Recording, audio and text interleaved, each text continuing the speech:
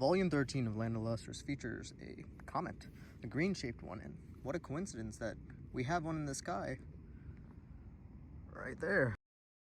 This volume compiles the final 10 chapters for the series from chapter 99 to 108 that were originally released in Afternoon magazine of a span of November 2022 to the final chapter that was compiled in April 2024. And this beautiful magazine cover makes its first appearance in a clean form in the couple pages that you get at the beginning of the volume, which is super cool that Kodansha and the people that put together this volume added so many little details to it.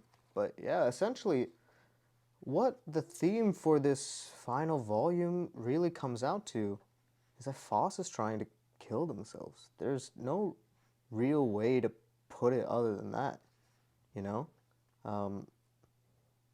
As the little comment says in the back of the book, on the English version, the burnt bridge, Foss thought that they burned their bridge or completed their role of existence into praying everyone away at the end of volume 12, and now they have to, they're still left with one because there's still a piece of phospholipite left inside of them, which they fear is the humanity that will result in a repetition of this cycle in a sense.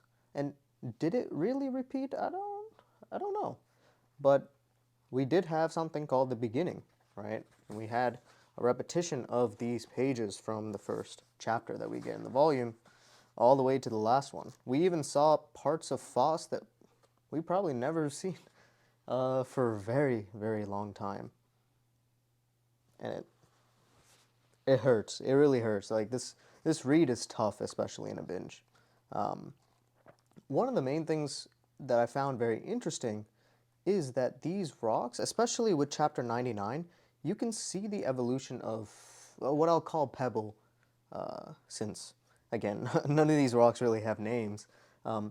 Pebble was content with the way that they were,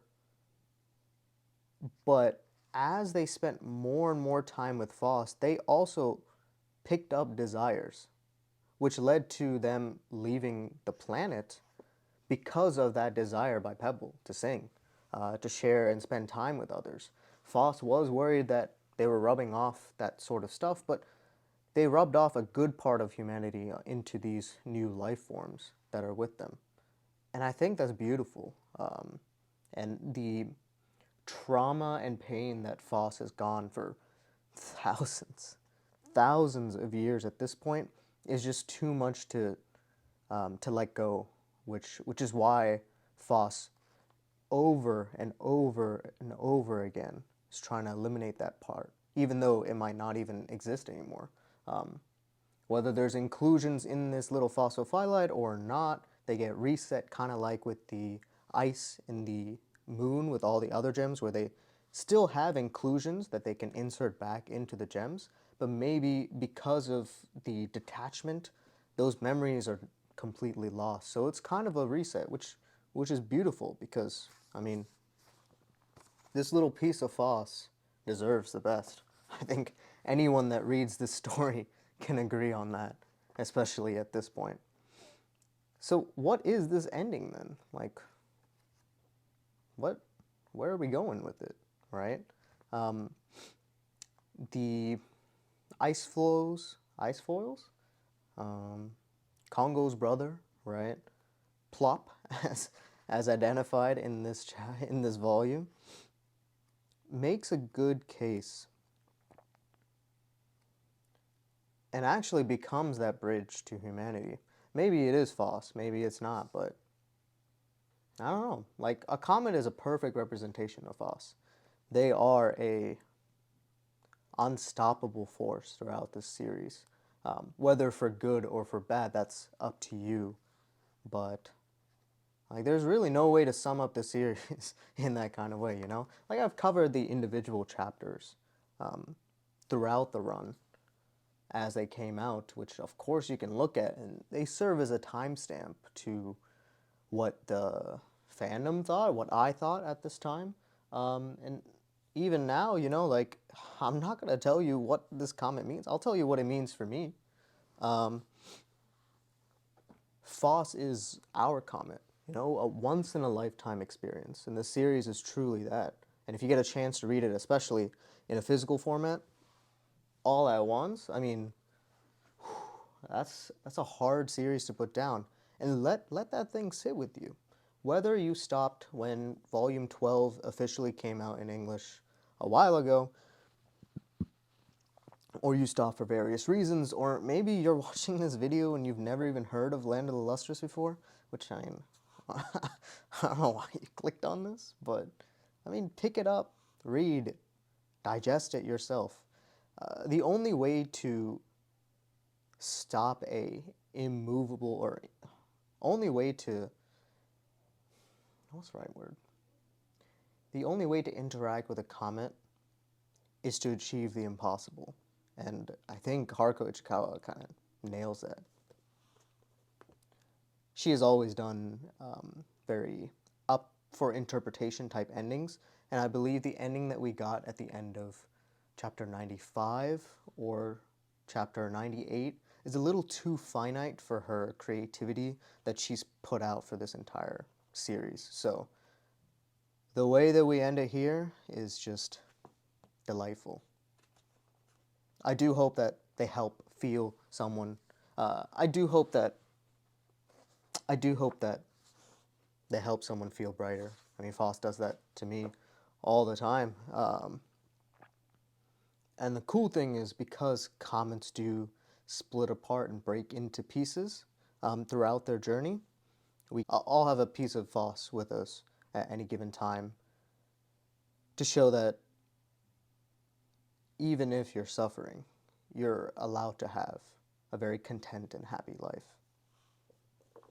But yeah, a lot of other cool details that this volume has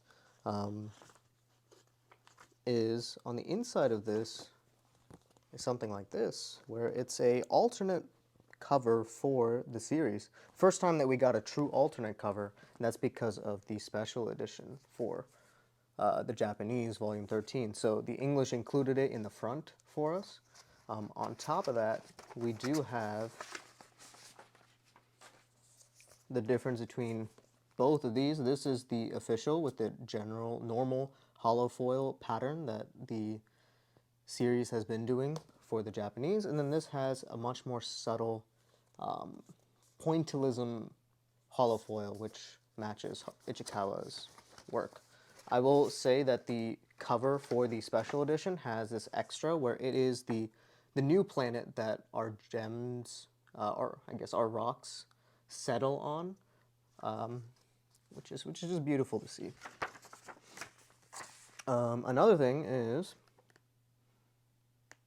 if we look at this is the cover for the art book that we have that comes with the special edition for Volume 13, and we actually do get a name drop for Plop, as you can see there, and I guess we can assume that the Doctor also has one of these as her surname, which is cool. This is just a poetry of like the rocks talking to each other, or talking to us, pretty much. It's never been officially translated in English, and I mean, who knows, maybe it will, maybe it won't. There is one particular way that you can help with trying to get this an official release, and that's through the form that I'll link in the description below, to either try to get a deluxe edition that has holofoil for the series, a box set, or you want a translation for these. This is the way that you show Kodansha that there's interest in it. And then at the back of the volume also has the inside covers for the volume, which is cool. Plus, if you had ordered the special, there was like a promotion that was going on. If you ordered like any Houseki no Kuni volume, you could get one of 4 of these cards. And they also have the same type of pointillism holofoil that Ichikawa also has. I do have a couple extra copies of these, so I can put them up on my eBay if anyone wants to purchase them, but I do have a giveaway that's attached to this video that are inspired by those volumes as well. And